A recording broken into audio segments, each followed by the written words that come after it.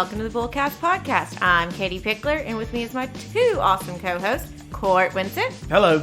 And Cameron Spann. Hey, guys. I notice how I always say, I don't say Cortland Winsett. Why would you? But I say Court Winsett, and then I say Cameron Spann instead of just Cam Spann. At least you don't call me Leighton, my legal name. I mean, maybe we'll do that. We're at episode 101, y'all. We made it. We got past the hump of 100. Now we're looking toward 200. Of course. Dream big. So what do you want to talk about today? It's episode 101, so I think we've got to do something that involves the number 101, don't we? Something educational. So 101 things that everyone should know. Yeah, because Buckle we excel at doing really long lists. When I hear 101, I think of a college class, like Psychology 101. But what I was trying to remember the name of it, but it was I think maybe it was even called Freshman 101. I remember taking a class that was optional to take, but I thought it was really good because it kind of recapped what the standard in the university, what other classes were going to expect, and kind of just brushed up again on those skills that you should have learned in high school that you need to make sure you know how to do in college, like research papers and study skills, stuff like that. If you've listened to all 100 of our episodes, this may be a great recap, but if you haven't, this is going to be a good just kind of financial 101. And when I think about 101, I kind of think about not Dalmatians, because that is what I think about with 101. And if you haven't seen Cruella, please go see Cruella because it's amazing. It is good. Our list will be the best Dalmatians. I don't think I could name all of their names. Pongo. That's it. And that's all of them. No, but talking about financial 101, I think it's also talking hand in hand about adulting. And that's definitely, I think, more of a jargon term lately, I'm adulting today and adulthood. Yeah, taking the word adult, which is generally either an adjective or a noun, and turning it into a verb. It's a very sort of millennial kind of thing to do. Of course, millennials, y'all are millennials. Y'all tend to get worked up. Are you throwing shade? Yeah. Nowadays, when we're talking about the people who are just coming out of school, I guess we're really not talking about millennials. We're talking about Generation Z, I guess. Yeah, and when someone's adulting, it's always a negative connotation. I can't think of anyone happy when they're adulting. It's I got to go to work. I got to do my taxes. I don't like adulting, yeah. Growing up is hard. And, it's even harder in today's economy. And we've done an episode on it about the boomerang kids, the kids that are going out into the world and then like a boomerang, they're slinging right back to you because of various reasons. And so we'll start off with a little bit of fun. We did not make this list, but it's 11 movies every 20-something who's struggling with adulthood should definitely watch. And so these are not all necessarily positive feel-good, because I think the purpose of this list was our image of adulthood is like Friends, where they're all just hanging out and they go to work. But yes, there's some struggles on that show, but for the most part, it's very much just like a group of friends hanging out and thriving in their lives. And living stress-free in a massive New York apartment? Like, what? Yeah, exactly. And so this is the not-so-glamorous side of it. They do lose jobs every now and then. Yeah, they do. And it still doesn't affect their ability to stay in that apartment. No. It's amazing how that works for them. Rachel can afford to live in that apartment on a coffee waitress's, a barista's pay for a while there. Her daddy's got money, though, right? I guess, her daddy does have money. And the way they always explained it was Monica's aunt's or Monica's grandmother's apartment, and so it was rent controlled. That's right. why they were able to stay in. That's what. And this list kind of is teasing to our next episode. We're gonna have a very special guest on it, who graduated college and trying to decide what's next. So I'm excited about that episode. But Court, why don't you start us off with this list of our 11 movies, 20-something-year-olds I don't know why. Why do I have to start off the list? I don't like the number one movie on this list. Okay, I'll kick it off. Cam can start. We'll just keep rotating until we're happy. Number one would be Into the Wild. Yes. So, Emile Hirsch and Kristen Stewart. It was based on a book, and so I feel like you've either read the book or seen the movie or heard about it, but the guy dies at the end. Yeah. Chris McCandless, I don't know if he's teenager or early 20s, but he gets sick of society and money and his parents telling him what to do, and so he just heads off towards Alaska on foot. Yeah. And he finds this bus in the wilderness, he's loving life, but he ends up eating like a poisonous berry or something and dying. Well, So, starting more- off the list is a warning. 20-year-olds who you're just starting out your lives now, and you want some inspiration for how to adult, then please go watch this movie where the guy dies. do not eat bad I berries. say research what you eat, please. Okay, the next one's a little interesting. The Graduate. You know, I've never seen this. Really? Ever. Well, and I watched the other day, not The Graduate, but the spin-off movie Rumor Has It. Have y'all seen that? Jennifer Aniston and Kevin Costner.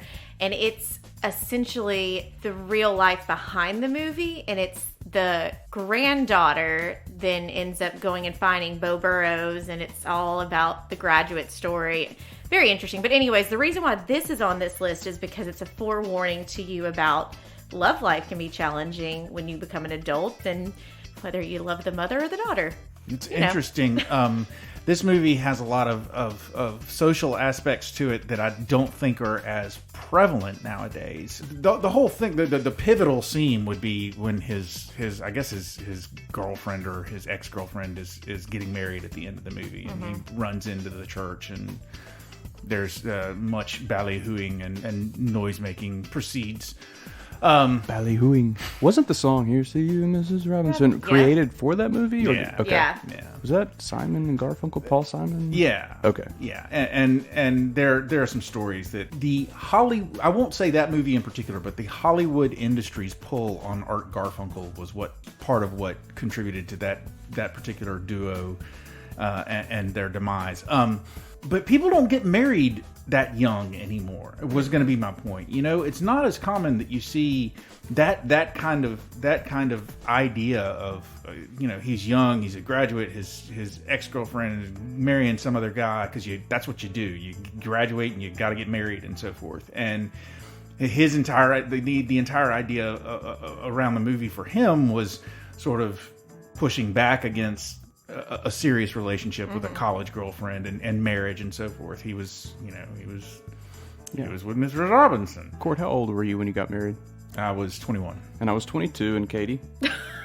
Older, so it proves my point. It is getting... Yeah. I think it's pushing to an older time. And like, I have a child, one of my children who is in a very serious relationship, but the kids don't seem to be at all interested in getting married, at least not right after college. You know, they're talking about moving it on down the line before they get married. Yeah, I married the day I was supposed to walk for graduation.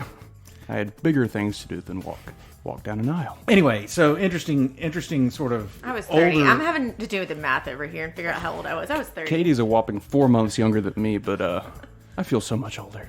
Yeah. Okay, Well, next is Adult World by Emma Roberts. I haven't by, seen this one. featuring. Featuring Emma Roberts. I haven't seen this one.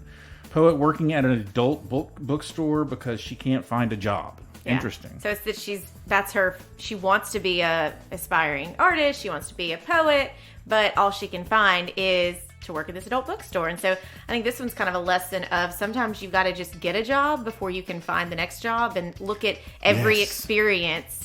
Absolutely, yes. Not being able to find the job in exactly the industry you want, and therefore just not taking a job. See, sometimes you just got to get some work. You got to take whatever's available so that you can make ends meet and get out of your parents' house. Number 4. Never heard of this one. 2009's Wake Up Sid. Son of a rich businessman in Mumbai, his life is turned upside down. Yeah, I haven't seen this one, but I read more about this one, and it was, essentially he was very wealthy and thought everything was kind of handed to him, and then he ended up flunking, and so was forced to try and find his own identity and not just be based off of what his family had essentially given him his whole life. So, that's another story of find your own identity and figure out what you want to do and not necessarily what has been laid out for you for your life. Okay, number 5 is Garden State. What a soundtrack. Yeah. It's got Whoa. a fantastic soundtrack. Because it's got Natalie Portman, Zach Braff. Yep. Very kind of, it's a different movie, kind of wildflower-ish. Yeah, angsty, kind of moody, but Yeah. whimsical. I don't know how you describe that movie. And it's, he's estranged from his family. He's got to come back because of a funeral. I think it was his mom or dad. And then it's just all about, like, going back home and seeing his old girlfriend, and just very much a reality that a lot of times in rom-coms is shown in a very comedic way, and this takes it a little bit more on the real way. Yeah. I'm a sucker for movies where they go back home, return to their childhood home. I'm very nostalgic. I mean, I loved this movie, but I got to admit, I had the soundtrack memorized long before I ever even saw the movie. For sure, yeah. Okay, next would be one of our greatest hits. This movie makes more lists than, we'll insert some clever saying there. The Devil Wears Prada. Gird your loins. Back on another list. So, obviously, plucky young lady right out of college wants to make it as a reporter, goes to work at a Vogue-type magazine, and is introduced to the fashion world.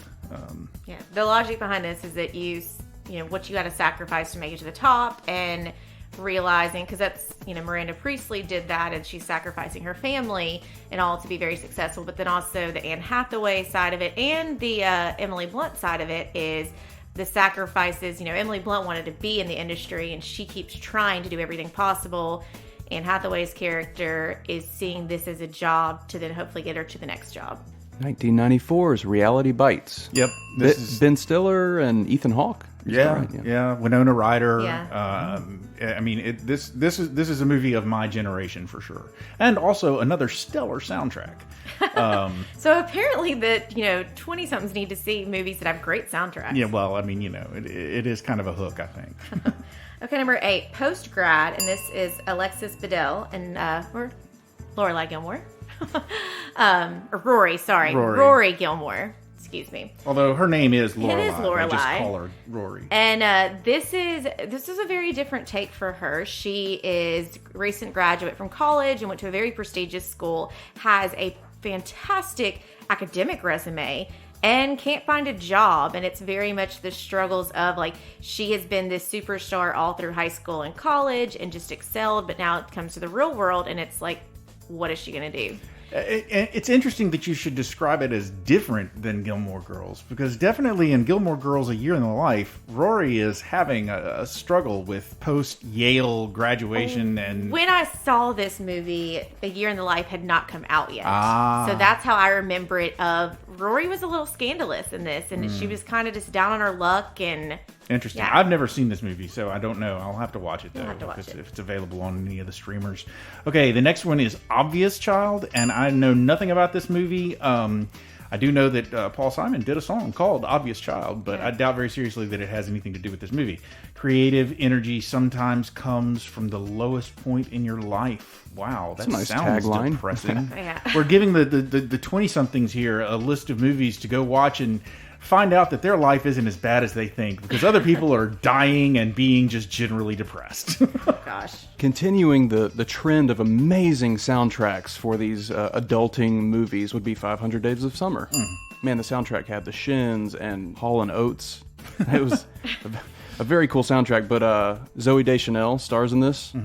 Doesn't she work at a greeting card company? No, he does. He does, that's right. He works at a greeting card company. I'm not sure what she does, except for, storm through his life. And That's right. Her name is Summer, Yeah. and it's 500 days of their relationship. yeah. I saw this movie around the time that she was getting a lot of pushback. People were deciding that her whole cute girl Shtick. thing was over.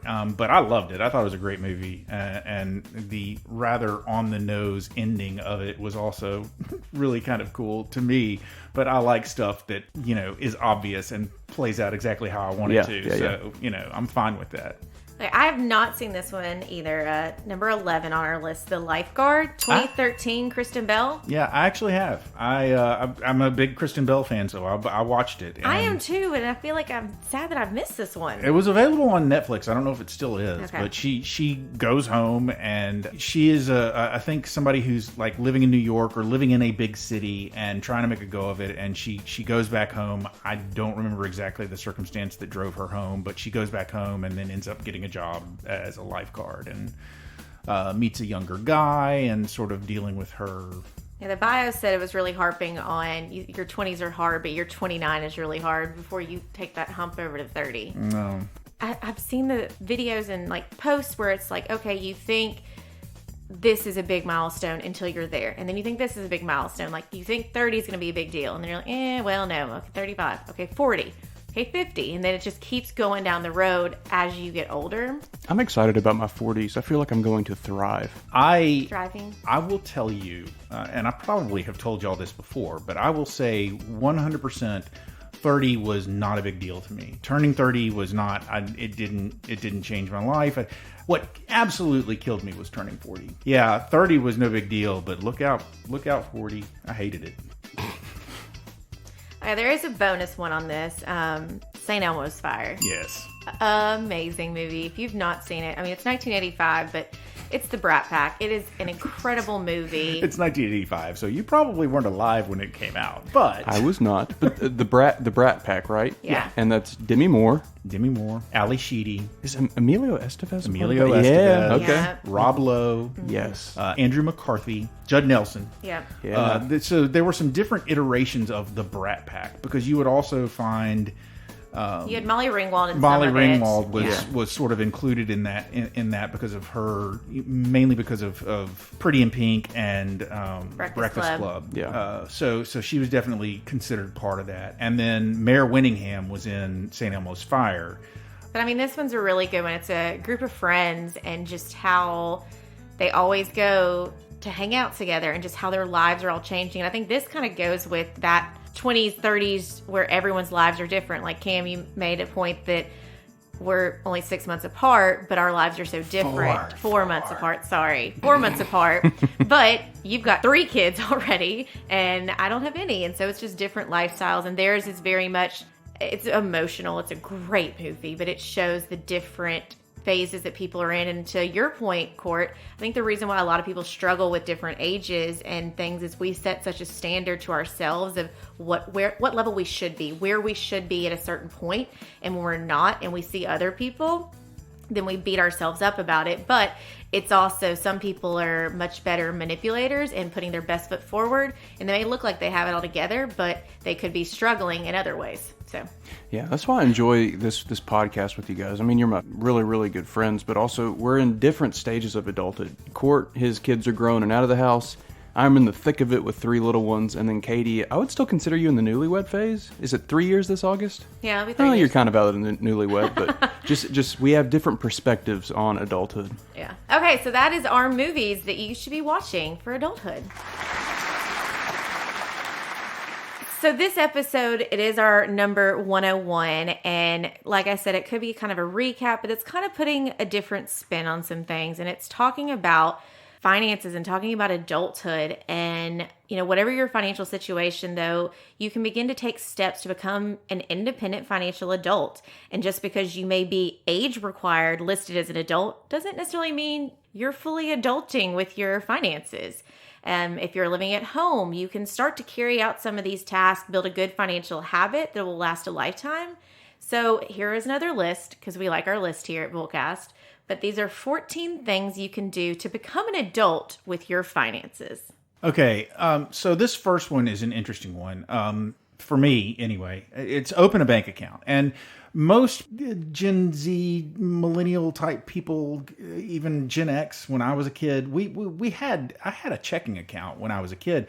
It was started by my parents. Mm-hmm. And it was opened by my parents, and my kids all have checking accounts that were started by their mother. Their mom worked at a bank, so that was pretty easy. But it's sort of an interesting side note about that is you have this bank account that your parents may have access to. Their name may be on it with you. Mm-hmm. Like my kids have dealt with, you may have had an account that was opened at a small regional bank, and you're moving out of the small region that you lived in, and so you need a bank that is available in the city you're moving to. So you got to go with a bigger bank, you know, like Keiki, for instance, when she moved away to Virginia and then now she's in New York, she had to get an account at Bank of America because our local bank, the bank that she had an account with here, didn't have branches there. And William is now looking at the same thing. He's moving to Atlanta, and the bank where he's always done his banking doesn't have branches down in Atlanta. So What does he do? I think a lot of times people are not creating bank accounts now. They're using Venmo, they're using PayPal, and yeah, most of them are probably linked somewhere, but I've heard people go, oh, I don't have a bank account, or I haven't linked with my parents.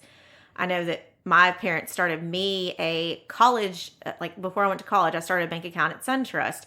And I think it lasted like 15 years that I still was like the college account. So I wouldn't get dinged if that account went below a certain minimum. And then I think it was one day I'm like, oh, you finally caught on. I'm not in college anymore. Dang it. But I mean, sentimental reasons, I still hold on to that bank account. That's my rainy day need to evacuate. Yeah. My first account was at National Bank of Commerce, which actually turned into SunTrust. I don't have it anymore, but... Number 2 on the list, it's an obvious one, but earn an income. That's probably one of the biggest milestones of reaching adulthood is to earn a steady income, not just babysitting or mowing lawns here and there, but you can count on it every week or every month. Well, and with that, and it may be on this list, but earning an income and understanding that, oh, you're getting paid $10 an hour, $15 an hour, whatever it may be, but that you're not getting that in your check, that taxes are being taken out of or whatever else needs to be taken out of. That is a huge thing of understanding how a paycheck works and what comes out of a paycheck. That's true. I will say, just because, again, I've got kids that are right at this age right now. And one of the things that I know a lot of people struggle with is feeling like if they're in their early 20s, they're just finishing up with school and they don't have a job. Have they somehow failed? Is it some sort of bad reflection of them? And it is not. No. It can take, not everybody that graduates from college has a job when they graduate. Not everybody when they graduate from college has the job that they want, if they do have a job when they graduate. So, trial and error, it takes some time. It especially depends on what industry you're trying to get into. But just being resilient, going out there, doing interviews, because that's one of the big things is, people may not have done a lot of interviews when they're still in college or in high school. So getting out there and actually applying for jobs and getting some interviews and getting some practice and, maybe finding a mentor that can help you learn the best interview skills, and do you have a good resume, and so on and so forth. Those are all important skills that you can only develop by practicing. And you look at every job as, what are you learning from it that helps you for your next job? Okay, yeah, you want to be, a Fortune 500 CEO company, like whatever. But your time working at a coffee shop, what does that teach you? That teaches you how to deal with all different types of people and how to deal with stressful times, because when that rush hour comes in, you got to deal with that. You may be dealing with supply chain issues as products are coming in, how to handle client services of like difficult customers, happy customers. So don't look at it as, I'm making coffee and I'm only making this much. This doesn't help me. Look at it as that. And to your point, Court, about those interviews, learn how to spin your own story. Hey, I may not be fully qualified for this job, but let me tell you what I can do. Well, let me tell you what my experience of working at the coffee shop or working at a restaurant or working as a usher at a Broadway show, like how that made a impact on my life, and it's going to give me skill sets to do your job that you want. One of the most interesting links that I have between my personal experiences in life and the benefit that they had to my abilities to interview was going to auditions for shows, going to auditions for plays and theater, being able to go in, and especially if you go in and read from you're reading a script cold, if you've not done any sort of prep work for the audition and you just go in and you read and you're kind of flying by the seat of your pants, doing that enough kind of gets you sort of in the right mindset for what you can go into an interview feeling like. You need to be able to be on, and you need to be able to perform, basically. But don't go into an interview with the intention of flying by the seat of your pants. Do your research. Yeah. Make sure that you know about the company you're interviewing with. I think we need to do an episode just like prepping for interviews. That's probably a good one. Let's write that one down. Well, that reminds me of when I auditioned in front of James Franco, and that was the most intense interview of my life. Okay, Katie? Okay, so number 3 on this list, pay some bills. I mean, that sounds crazy, but you need to understand how paying bills works and like late payments and making sure, okay, if you have to mail a check in or if you have to, draft money in, you don't want to wait until the last minute because then you can get dinged with late fees. And also a side note that I added to this is get some things in your own name.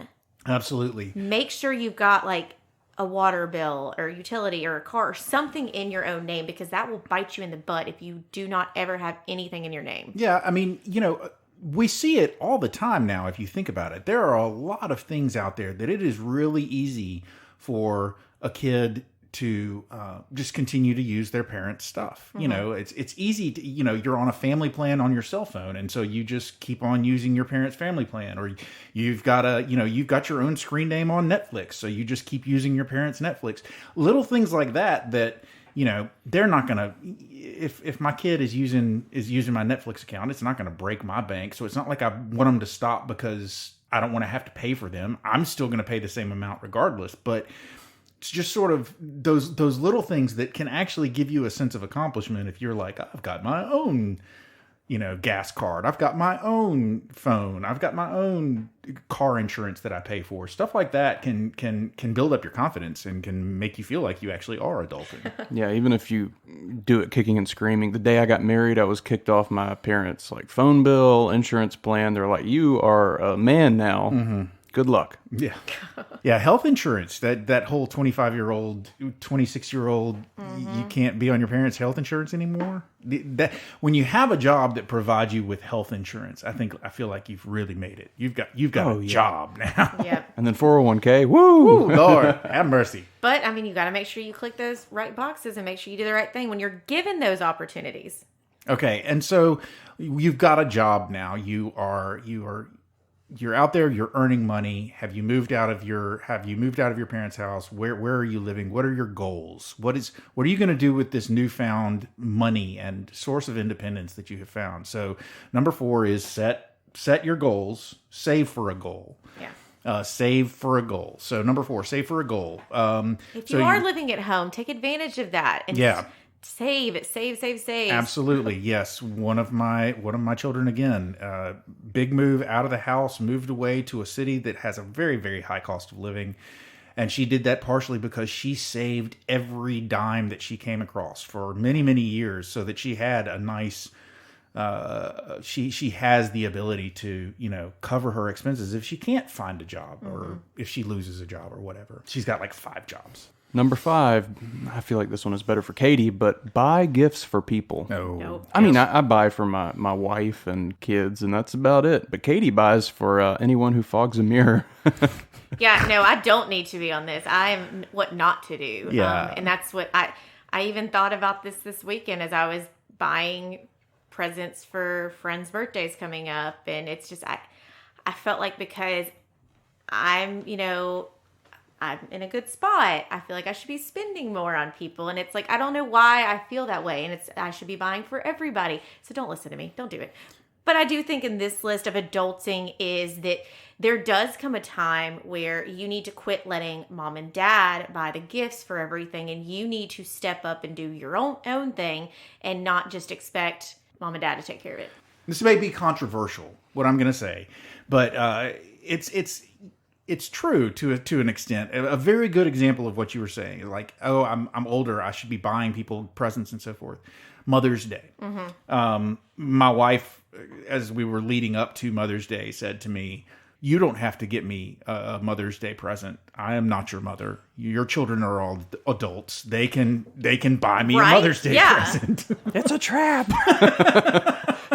But another big milestone of adulting is being less self-centered and just thinking of others, and that's where the gift giving comes in. It's like, oh, I'm caring about. In college, it's all about me. Yeah. And you get out and you're like, oh, other people exist. Yeah, but don't go to the extreme like me. Don't do it. Don't do what I do with gift giving. If you want cool gifts, be friends with Katie. Oh Lord.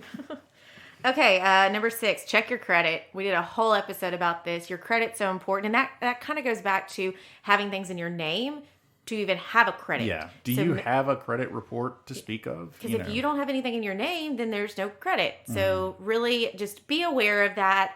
Know that it's there, because it's one of those that you need to be building, because when you finally are at the point you need it, you better hope that you've done what's needed to be done to have a healthy credit score. Yes. That's what baffles me about Ramsey's philosophy. It's like no debt, no credit cards, but it's like, okay, well, what happens when it comes to buying a house or renting an apartment and they check your credit score and it is nada? Yeah. There's a healthy balance with everything. Number 7. 7 is use credit wisely. Again, we did a whole episode on this. Other people's money. If you have credit, having credit is not necessarily a bad thing. It is good to have credit, but make sure that you don't carry a balance because those interest rates can kill you. And specifically when I talk about credit, I'm talking about credit cards because I think that's the big killer for young people, for people that are just starting out in their 20s on the adulting pathway. They may get in trouble with credit card debt. If you use it wisely, it is a great and fantastic tool. Just make sure that you pay off your balances on a regular basis. I'm thinking with this one, and I know we're going to talk about it in a minute more about the importance of it, but anybody else watch Greek, the show? No.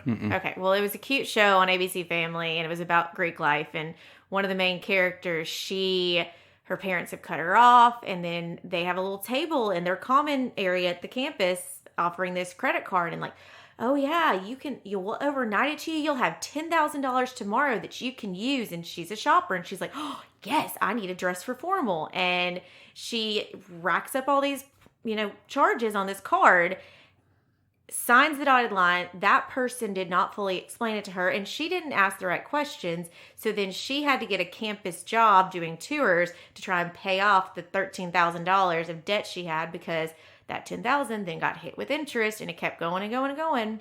Credit cards can be dangerous, but they can also be wonderful. That's right. I feel like number 8 was made for me. Work on student loans. So Abby and I obviously had student loans, and that was a tough 7 or 8 years, but we focused and funneled all of our money towards it and finally paid it off. And I remember our last payment, I called the loan company. I said, I just made the last payment. I never want to hear from you again. And then I hung up. But it is demoralizing to go and look at the interest accrued from student loans. It is sickening. Every case is different, because I don't want you to hear this and walk away and think, okay, we need to flood all of our money towards student loans. Do not listen to Cameron. It is a case-by-case situation, because student loans may be your only option in order to get that education you need to get to the job that is really going to be a great career move for you. But just if you have them, get a partner and help you walk through them and figure out the best approach of that balance of paying them off, but also adulting and moving on with your life. 9 is follow a budget. I mean, I think we preach that all day long. Follow a budget. We have episodes for that. Go listen. Yep. Okay, 10 is build up an emergency fund. We're getting into our fundamentals now. Number 11, start a retirement account. Yep. Yeah. If you're given that option when you start getting that big boy job, then if they offer it to you, say, yes, sir. How much do I need to do to maximize that match? Number 12, learn about investing. Check out a podcast like us, learn about it, ask, people for help. Number 13. Okay, I'm going to give you a rundown here because you're maybe dealing with some first-time real jobs and whatnot. You've got 2 different kinds of work that you might do. You've got your W-2 employee type work, and then you've got your contractor type work. Or sales commission or something like that, where they're not necessarily withholding taxes for you. If you are a W-2 employee, then they will be withholding taxes for you that they send off to the IRS. And at the end of the year, you will file a tax return and you will let the government know how much you believe you owe in taxes. And they will say, this is how much was withheld. And if you owe less than what was withheld, then you get some money back. That's your refund. And if you owe more than what was withheld, then you'll pay taxes.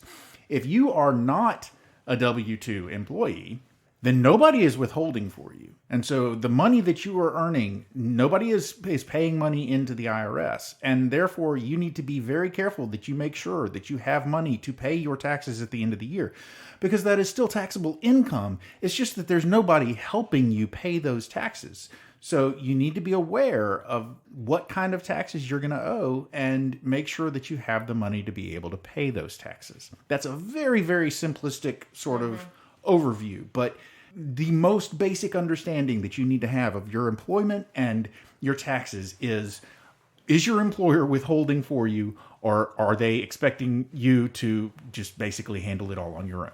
And rounding out the list, number 14, give back. Charitable contributions, tithing, whatever you want to wrap into that. Absolutely. Okay, so that 14 things of becoming an adult and how to adult with your finances are things that we've talked about, but really it kind of boils down to living within your means, learning to read the fine print. learning to ask the questions. I think so much of it we put ourselves in situations where we feel like we should have learned this. And I mean, how many times have you Cam, been like, oh, well, they didn't teach us that in high school. They didn't tell us that. Many times. The mitochondria is the powerhouse of the cell. I remember in college, we had to learn owl calling for some reason. I don't know why, but I just remember one owl's call is, "Who cooks for you?" What is that? Where did you go to school? Who cooks for you? I don't know. MTSU. Love it. But it all goes into something that you may or may not have heard of, but it's financial literacy. I know, Cam, you know a lot about this, and I think if you looked back to our episode where we talked about teaching kids about money, then financial literacy was a big thing, that starting with kids young, explaining to them the difference of money. I know David Pickler, the other day, my niece was outside and was working a deal that she would get a dime for every gumball, the little, like, those outdoor gumballs, not like candy gumballs. Yeah. The spiky ones that fall from the tree. Yeah. He was going to give her a dime for every one of those she would pick up out of the yard. She was working hard. And of course, then David made a reference and said, okay, yeah, well, that $10.99 money. And she goes, I got enough to pay $10.99. She's 7, y'all. So she doesn't understand that like a $10.99 is a tax document. But my point to this is about financial education. And there are a lot of things that are important that are not taught either in our high school, but really it's in college and when you become quote unquote adults. And so, what is financial literacy? It's knowing how to manage your money, learning how to pay your bills, how to borrow, how to save money responsibly, and how and why to invest and why to plan for retirement. For us who are, kind of doing this day to day, it's a no-brainer. We think about this. Like, Cam, I think if you were working in a totally different industry, you were doing your marketing and your graphic design, you probably wouldn't question as much about Dave Ramsey because you're like, oh, yeah, that sounds right. Mm-hmm. So it's lack of knowledge and something that as adults, we need to make sure we're self-educated, that we're, growing financially. And if you're listening to this podcast, then you've already put out there that you want to learn more about finances. But I know that we partner with a great organization, American Public Education Foundation, who really is trying to help financial literacy in the schools. Yeah, that's right. Apart from Pickler Wealth Advisors, David and I are part of American Public Education Foundation, which he founded. And our two focuses are workforce development and financial literacy. Mm-hmm. And in 2019, we released what we called Vision 2020, which was a report card that graded all states in the nation on their financial literacy, what they teach, what they don't teach. And then in 2021, last year, we released the second version, the nation's report card. And we found that 35 states, including Puerto Rico and D.C., earned a grade of C or less. Ooh. And Tennessee got a C. So it shows that financial illiteracy is an epidemic. And we're doing our best to try to get resources out there. We just launched a financial literacy digital library, which is categorized, and you can find all these free resources on money management and education materials for teachers. It's really cool. It's gratifying. Financial literacy is, yes, as educators, I think that what the work of APEF is doing is trying to put it on the schools to really help these kids, that we're putting them into college or the workforce and they have this knowledge, because those of us who are not in college, not in high school, it's on us. Like Court said about if you are not a W-2 employee and you are getting paid and they're not helping you with the taxes, there is no one to blame. You cannot go back to that employer and say, you didn't tell me you weren't taking taxes out. Or like that situation on the show Greek, she couldn't really go back to that credit card lady and say, well, you didn't tell me. Honey, it's on you. You're an adult. It is your responsibility to know how to manage your money, to know how to pay bills, to understand credit scores. There is no one that is going to help you with this. Now, obviously, like, we're here to help, but I'm just saying it's your responsibility as an adult to take on this ownership. And at the end of the day, you can only blame yourself. You've got to educate yourself how to borrow wisely, how to spend your money. Yeah, I think I remember in high school, we balanced a checkbook, and obviously people don't really do that as much anymore, but that's not true. It's just now moved electronically. You should still check your statements to make sure that you're not getting your identity stolen and people are spending your money that you've worked hard for, or that you're not being overcharged or undercharged for things, because it'll ultimately come back to you. It's your responsibility. Yeah, and I'd be remiss if I didn't mention that, yes, schools should teach financial literacy from the youngest grades, but a lot of the responsibility is on the parents and guardians. Mm-hmm. And I think that's one of the reasons we do Bullcast. Personal finance, we're just imparting all this knowledge, so hopefully you can pass it on to your children or your friends. The line that I got from an article I was reading about financial literacy is, to be financially literate means having the ability to not let money or the lack of it get in the way of your happiness as you work hard and build an American dream complete with a long and fulfilling retirement. And whether it's building for retirement, building for your goal, that's the truth. You are in control. Whether your situation is wonderful and you don't really have to quote unquote budget, or if you're in a sucky situation, at the end of the day, you're in control. You've built yourself up with the knowledge on how to handle that emergency that comes up, or those student loans that you're faced with. And the thing is that there are other partners out there that can help you, but having that knowledge to know there are people out there to help you. Some of the facts about savings: 67% of Americans have less than 6 months of expenses in savings. That's scary. From 2011 to 2014, 24 to 28% of Americans had zero emergency savings. People ages 30 to 49 are the least likely to have an emergency savings. Okay, think about 30 to 49. That's probably when people, like, kids' expenses are really big, and you're still establishing who you are in your career and kind of what's happening in that point. There's a lot. Buying houses. And then 1 person out of every 5 people near retirement age have zero money saved. I have one more stat that's pretty bleak, but we found this when we were doing the report card. 16% of suicides occur due to financial stress. Oof. And that may seem kind of obvious, but I mean, that's a chunk that has to, and if you are financially literate, then you're not going to run into those issues. So obviously it causes a lot of stress, suicide, awful. It also, when we did that episode about relationships, finances are something that really can impact a relationship, whether it's a strain on a marriage, a strain on a family, like if you're borrowing money from family or you're enabling a child. Like, finances comes into everything, and it can cause issues. And it's also taboo. You think about it, like the obvious parts of it. If you're in a relationship and someone is spending too much or not spending enough or loses jobs, that's a struggle. But I think another thing that's very taboo is friend circles. And we've seen some kind of shows and movies that portray this, but why do I keep going back to Greek? I got Greek on the mind. Evan Chambers on this show, Greek, he was a trust fund baby, had all this money. I'm a trust fund baby. You can trust me. But he ended up having a fight with his family and said he wasn't getting the trust fund money anymore. But he didn't tell his friends because he was embarrassed. And then he kept being put in situations where he would have to pay for things because they had expected it. And then he put himself into all this debt because money's taboo. You don't talk about it. We need to stop making money taboo, and we need to stop not sharing knowledge.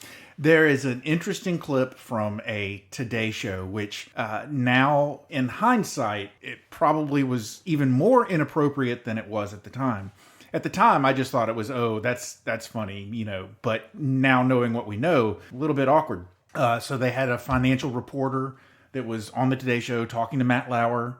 She was young and relatively attractive. And then, of course, Matt Lauer was Matt Lauer. Mm-hmm. She gave a statistic that was something along the lines of finances and your personal finances are more taboo than talking about your sex life. And it was a statistic like people are more willing to talk about their sex life than they are to talk about their finances. Matt Lauer goes, "So how's your sex life?" Oh, in hindsight. Oh, man. But, I think that's true. It's, It is. She was making a very valid point that a lot of people would rather talk about almost anything they would rather talk about than their own personal finances. Yeah. I meet with clients all day, and I am very honest with them and tell them, look, like, it's easy to emotionally spend. It's easy to get caught up and that credit card racks back up again. And you're like, did I black out? How did this happen? And because it's usually not one thing, it's just, this happened and this happened and this happened and this happened. Next thing you know, like $13,000 credit card bill. What do you do? Well, what do you do? you address it. You take it one step at a time. But the thing is you talk about it. You say, hey, this happened. I need help. Instead of hiding it, and then it just gets worse and worse and worse. But yeah, people don't talk about it. And I think, I know in friend circles, it would be awkward to say, okay, yeah, I know I normally pay for all of this, but times are a little crazy right now. Can we all split this? And same thing going back with gift giving is that everyone probably is waiting for one person to say, hey, it's expensive for us always be buying each other gifts. Why don't we not do gifts this year? Why don't we just all go to dinner and everybody pay for their own, but we're together? Yeah. 54% of millennials are concerned about student loans. Mm-hmm. True. That is a huge killer in people's lives right now. And that's something where don't let it cripple you. Let's come up with a plan. But let's do a plan that's today. And then let's adjust it as things adjust. And that's the biggest thing, is knowing that you have a plan today with the future in mind, but that you're constantly going to be evolving as your life is changing. 60% of adults have had credit card debt in the past year. I'm surprised that's not higher, honestly. And, 4 out of 5 adults experience barriers in home ownership. We were talking about this today with some clients, how the fact that homes are getting so expensive and people are bidding them up, and now that interest rates to finance a home, to get a mortgage, are going up, it's going to get to the point where the American dream of owning a home is not going to be a reality because they can no longer afford it. So what is that going to do to their budget? Finances are so much of our lives, but you're right, Court, we don't talk about it. This isn't Bruno here. We need to talk about money. We need to talk about finances. Let's make a movement to discuss finances openly and have that conversation, because you never know if I share a struggle of I was dealing with this, but then I talked to my financial advisor and they told me that. Me sharing that knowledge, that person sitting across from me may not say anything, but they picked up on it. And that may help them solve something else. We don't talk about FICO. You like that? Yeah. I like that. Ask the questions. Read the small print. Understand what you're doing. We skipped over some bullets that I'd like to talk about for a second, because there is some interesting stuff in here that I didn't know. And well, shoot. For instance, though Gen X is closer to retirement than millennials, they on average have about the same amount of money saved for retirement as millennials. That's interesting. That's depressing.